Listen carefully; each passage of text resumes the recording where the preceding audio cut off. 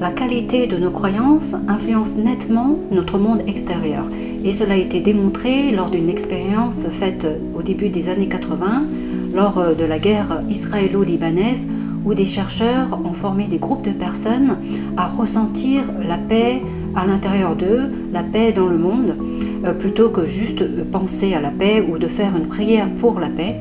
Et donc ils ont placé ces personnes dans des zones de guerre et ils ont constaté durant le laps de temps où ils ressentaient cette paix intérieure, eh bien, il y avait moins de criminalité, moins d'activités terroristes.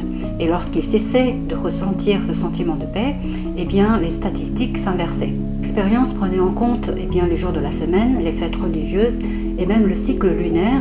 Et ils ont pu déterminer par une formule mathématique le nombre de personnes requises pour faire cette expérience de sentiment de paix avant même que cela se réfléchisse en fait dans le monde.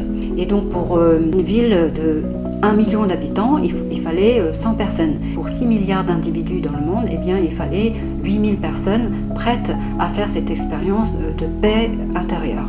Ce qu'on peut retenir de cette recherche, eh bien, lorsque nous faisons nous-mêmes des expériences de guérison du corps, d'échec ou d'éclatement familial, en fait, tout cela reflète notre monde intérieur et qui nous sommes vraiment.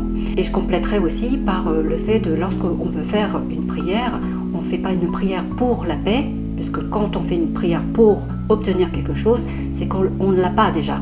Puis il faut formuler cette prière par le fait de ressentir déjà la paix en nous, comme lorsque vous voulez connaître l'amour, eh bien vous devez aussi déjà ressentir l'amour en vous.